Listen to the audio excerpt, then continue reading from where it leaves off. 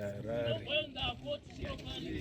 ndiri sekuru mwana ashaika ndova kuti baba vemwana vakashaya kare mwana wangu.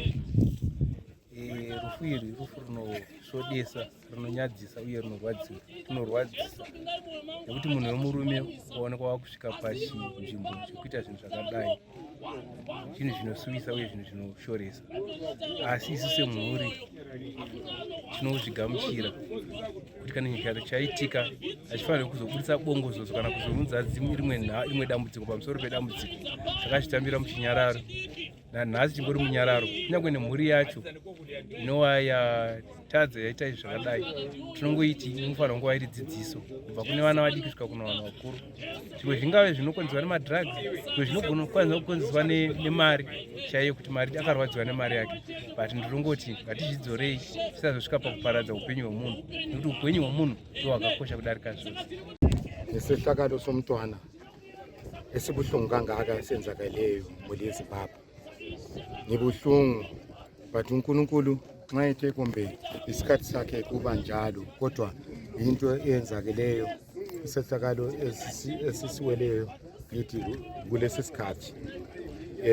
Mina nguDumiso uNkomo, ubabazala kaJulius, unomntwana obaqunywa amakhanda nguThomas, behlala eMufakose, nami ngihlala eMufakose. Yikho kwenzakeleyo bazala eZimbabwe. Into esihlangane layo ebuhlungu kangaka ukuthi khona kade singakhangeleli ukuthi kungaba njalo, kodwa akula ngenye indlela esingayenza, into ekhona khathesi. So khathesi we are gathered here to lay him to rest. So ngiyabonga bazalwane, ngiyabonga. Thank you. Maisibandi ndiri neighbor yasekuru ava vane mwana aita vane musukuru akashaika. Nyaya dzemhirizhonga idzi dziri kutonyanya, asi tongokurudzirana kuti kana muchinge makonana tauriranai zvongopera mukuita sei, mukutaurirana. Ende zvaakuafekta vana vadiki vasina mhosva. Idei kwakuri kuti zvikutoafekta vakuru vacho ndaiona kunge zviri nani, but apa zvikutoafekta vana vadiki vasina kana nechavanoziva. Saka tabatikana zvikuru, tabatikana nemusukuru wedu. Ndinonzwa kurwadziwa nezvakaitika, ndakarasirwa nemwana wangu wechidiki. Ndini nyasha Mauka, anga ari muECD Pepo. Zvakatirwadza kunzwa kuti mwana afa nemurowa akafa nawo. Madisagreements pakati pemaparents, woita crop kuenda kune mwana ane innocent soul, asina chaanoziva, angobatanidzirwa. Dai zvanga zviri zvokuti vakanga vakataurirana ivo vaviri, zvakarega kuenda kuvana. Isu sechikoro tinonzwa kuti tarasikirwa. Isu senyika yeZimbabwe tarasikirwa by a future citizen aizobatsira nyika kuti ibudirire, iende kumberi.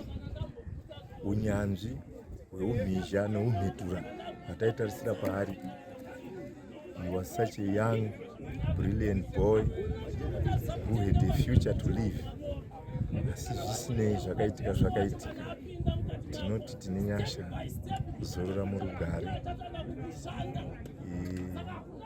Tinoti vana baba nana mai kana matadzirana, tauriranai, tsvagai vanokubatsirai, vanokuyananisai, tsvagai masessions ecounseling, zvinogona kubatsira, nekuti zvakadai izvi hatitarisiri kuti tizviwane.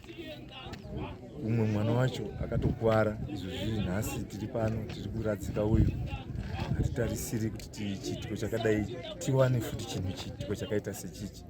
Ma emotions ngaarege kutora the better part of you kana ne decision making.